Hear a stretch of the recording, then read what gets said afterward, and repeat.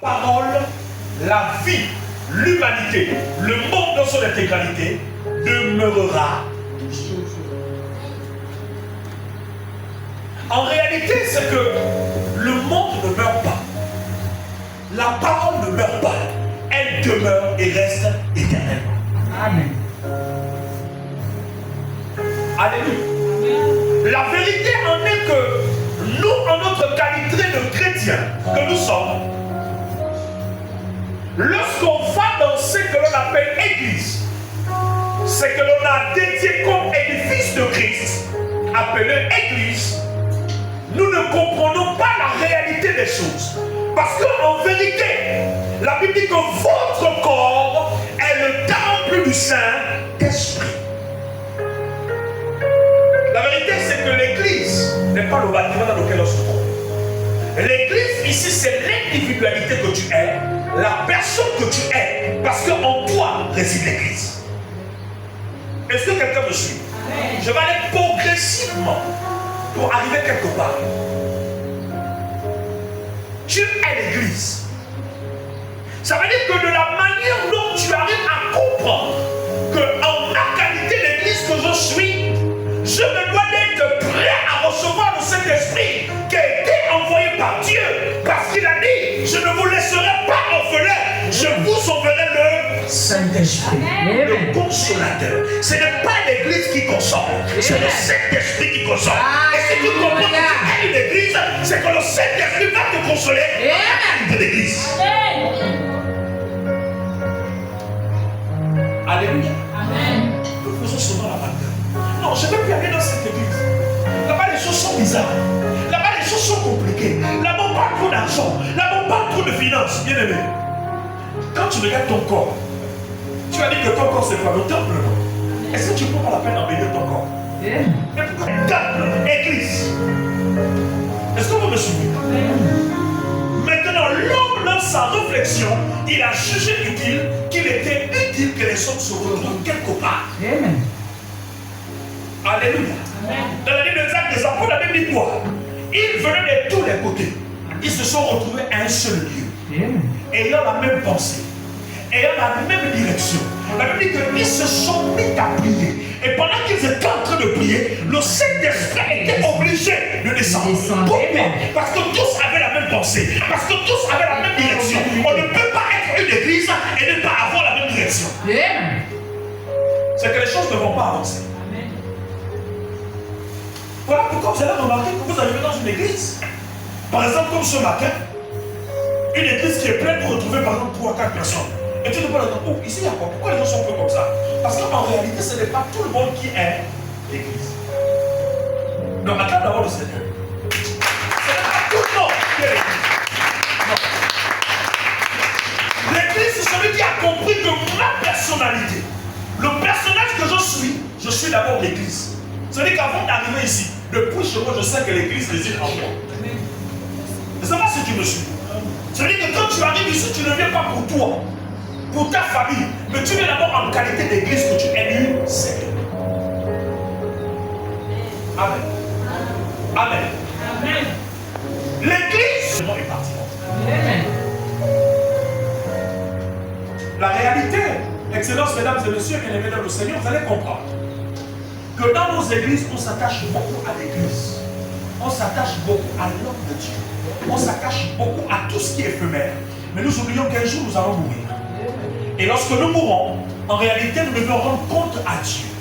Parce que la vérité en est que, autant que nous sommes ici présents, Dieu nous a donné une mission à accomplir sur la terre. Est-ce que quelqu'un me comprend? Je m'explique. Dans une famille composée, il y a le père, il y a la mère et les enfants. Est-ce que vous me suivez? En réalité, le père et la mère ici symbolisent Dieu. Parce qu'ils ont des injonctions, ils ont des recommandations, ils ont des ordres qu'ils donnent aux enfants qui se doivent de pouvoir respecter. Merci pour votre t'asseoir. Non, à ta place. Qui se doivent d'exécuter. C'est la même chose avec Dieu. Quand on décide de dire Seigneur, me voici, je suis ton enfant. Maintenant, ce qu'il veut que tu fasses, non seulement dans ta propre vie, mais aussi dans sa maison. Est-ce que quelqu'un me comprend? Parce que nous avons forgé notre mentalité à dire non, les églises passent le temps à escroquer. Les églises passent le temps à faire comme ça. Les églises passent le temps à faire ceci. Mais écoute-moi, tu es dans une maison, tu es parent, tu as des enfants. Je ne sais pas si ça existe encore aujourd'hui, mais nous, lorsque nous étions enfants, il y avait ce qu'on appelle une liste de qui lave les assiettes, qui fait ceci. Je ne sais pas si ça existe encore. Ça existe encore? Voilà, moi, à mon époque, ça existait. Ça veut dire que même quand tu vas à l'école, tu sais, tu connais le jour, si c'est lundi, c'est mardi, c'est mercredi, c'est jeudi, tu connais le jour, tu laves les assiettes ou tu nettoies. Est-ce que quelqu'un me suit? Voilà, aujourd'hui, peut-être ça n'existe plus. Mais nous, ça existait à notre époque. Maintenant, si papa, en arrivant du travail, ou maman, se rend compte que les missions qui m'avaient été assignées, je ne les ai pas faites, qu'est-ce qui se passe? Je suis puni. Je ne bénéficie pas, s'il vous plaît. Je ne bénéficie pas de la grâce. Je ne bénéficie pas du cadeau. Je ne bénéficie pas de tout ce qui est bon. Tu peux passer de ce que Dieu a prévu pour moi. Parce que maman et papa ici symbolisent Dieu pour moi. Je ne sais pas si vous me suivez. C'est la même chose lorsqu'on fait de notre corps le temple de cet esprit. La vérité en est que si tu fais comme Dieu veut que tu veux, comme Dieu veut que tu le fasses, tu vas bénéficier des grâces de Dieu. Sans forcer. C'est que quand les gens te voient, ils auront comme l'impression que ta manière de prier Dieu est différente des autres. Pourquoi? Parce que tu as préféré faire de Dieu tes délices et qu'il accomplisse les désirs de ton cœur. Est-ce que vous me suivez? Amen. Vous allez comprendre que quelqu'un va le mettre malade. Une maladie incurable. Et Dieu lui permettra de sortir de là. Pourquoi? Parce qu'en réalité, il a compris la nécessité de servir le Seigneur et non servir l'homme. Est-ce que vous me suivez? Amen. On s'approprie très rapidement la vie fidèle parmi les deux. Donc la vie. Il y a des gens qui aiment lorsqu'on parle de la vie. Il y a des gens qui aiment faire des projets. Mais la Bible nous dit quoi? En dépit des projets que nous sommes en train de faire, celui qui est capable d'amener ces projets à se réaliser, c'est qui? C'est Dieu. Dieu. Ce n'est pas ton père, ce n'est pas ta mère, ce n'est pas le milliardaire de ta famille. C'est Dieu. Nous avons eu une preuve terre à terre de notre ancien président de la République. El Hadj Omar Bongo Ondimba. Alléluia. Amen. Quelqu'un qui s'est amassé des milliards et des milliards sur la terre. Mais un jour il s'en est allé. C'est la même terre qu'on nous enterre tous. Où on l'a enterré. Il n'y a pas une autre terre. Amen. Je veux te faire comprendre simplement que tu dois comprendre quel jour tu mourras. Mais le jour où tu mourras, où seras-tu?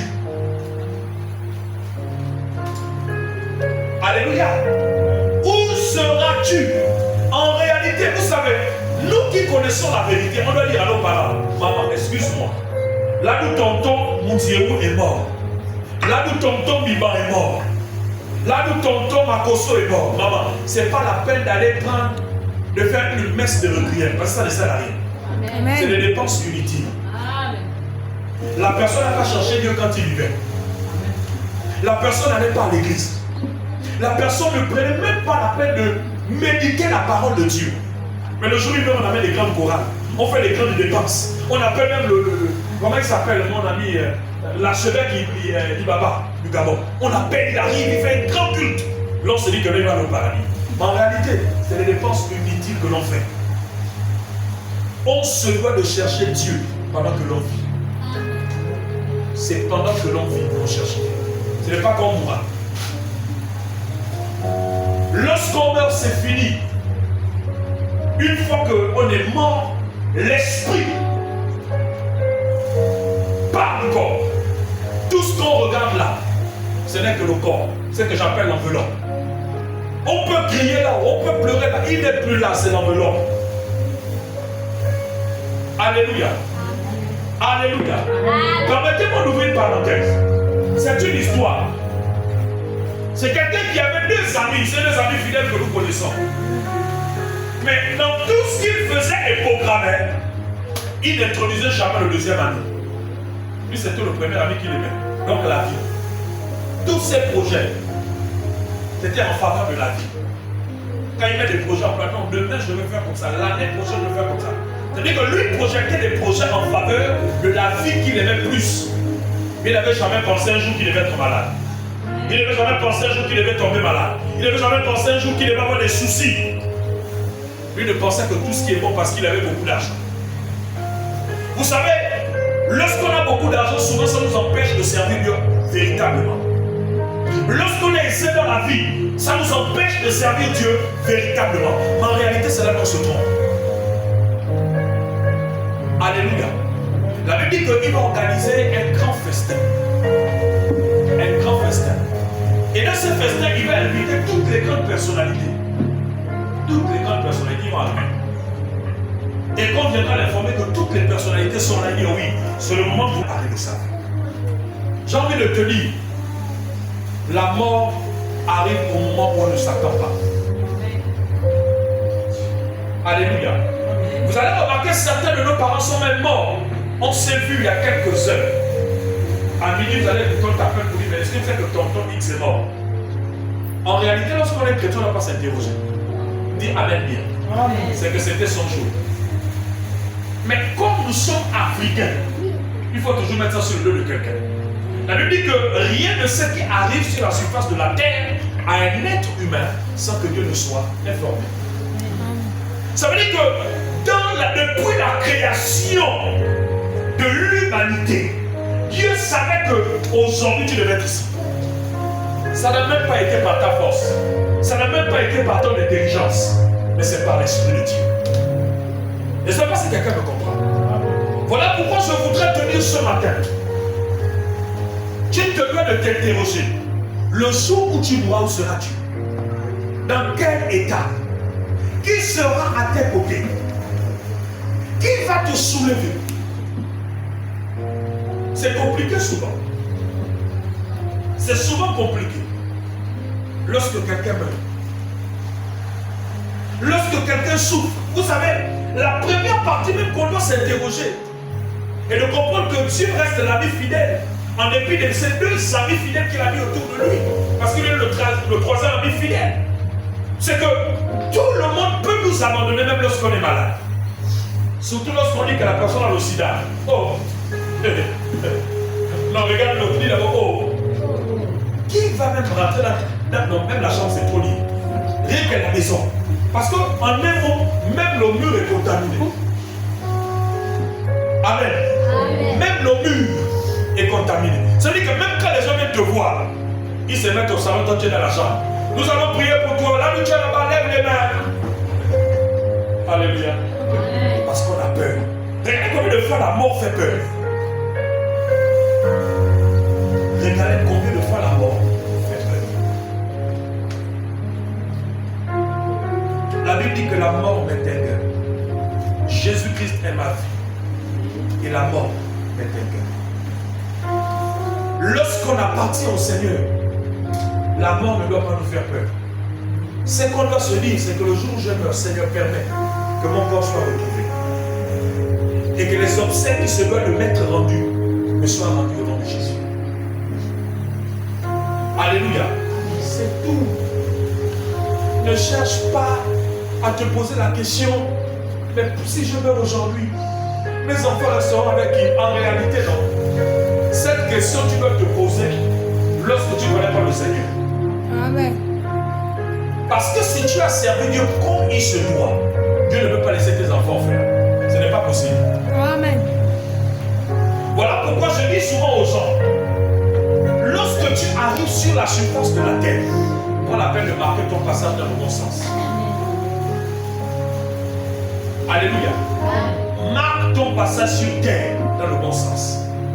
Et c'est ce qui fera que ta génération, ta future génération, ta descendance bénéficie des biens que tu as fait aujourd'hui pendant que tu vis. Il y a un adage qui dit un bienfait n'est jamais perdu. Si tu as fait du bien aux gens, ces personnes rendront cela à tes enfants, à ta famille derrière toi, lorsque tu seras. Alléluia. Alléluia. Amen. Voilà pourquoi j'ai envie de te dire ce matin. Tout est vanité. Tout tes finances, ton aspect vestimentaire, tes biens éphémères, tout cela n'est que vanité et poursuivant. Amen. On se doit de s'interroger, Seigneur, le jour où je mourrai, où serai-je? Le jour où je mourrai, est-ce que j'aurai accepté Jésus véritablement? Le chrétien n'est pas celui qui vient à l'église, mais le chrétien c'est celui qui devient un disciple et qui fait la volonté de Dieu. Amen. On peut tous venir à l'église, on peut tous appartenir à une église, mais ne pas faire la volonté de Dieu. Amen. Voilà pourquoi la Bible dit que celui que j'appelle fils, c'est celui qui fait ma volonté. Même dans la maison de papa et de maman, si je dis demain on va en tout, et parmi les enfants que je dis on va en tout, il y a un qui fouille et qui ne va pas en tout, mais est-ce qu'il obéit? Est-ce qu'il est appelé à être fils? Jamais. Il peut pas être appelé, il doit être notre image. C'est Jésus. Tout ce que Jésus faisait était bon, mais il était persécuté. Pourquoi Jésus était persécuté? Parce qu'en réalité, son étoile brillait. La Bible dit que le jour où il est né, il y avait des personnes qu'on appelait des mages. En réalité, les mages ici, ce sont des sorciers. Ce n'est pas donné à n'importe qui d'étudier les étoiles. La science de l'étude des étoiles n'est pas donnée à n'importe qui. Est-ce que quelqu'un me comprend? Non. Excusez-moi, permettez-moi. Sur la terre là, est-ce que quelqu'un a déjà vu une université ou une faculté où on étudie les étoiles? Qui a déjà vu ça? Alléluia. Amen. Qui a déjà vu ça? La faculté d'études des étoiles. Qui a déjà vu ça? Personne. Ça veut dire qu'il n'y a que des gens qui sont dotés d'une sorcellerie pour reconnaître que l'étoile de cette femme, l'étoile de ce garçon est une étoile qui peut amener à entrer dans une autre dimension.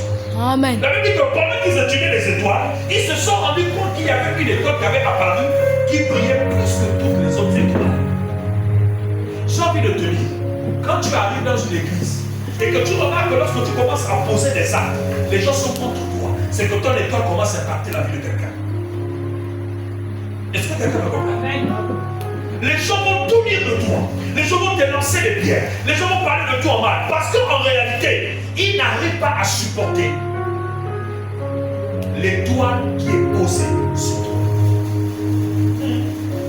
Regarde le silence. Donc, tu sais que je dis là, c'est Amen. Voilà, ça c'est les chrétiens bizarres aujourd'hui. Amen. On a pu reconnaître Jésus à cause de son étoile. Alléluia. C'est quand ils ont reconnu que l'étoile qui est apparue n'était pas n'importe quelle étoile. La Bible dit qu'ils ont fait quoi? Ils ont plié les bagages et ils ont suivi la direction de l'étoile. Amen. Lorsque tu es un dépôt de la part du Seigneur, partout où tu iras, tu prieras.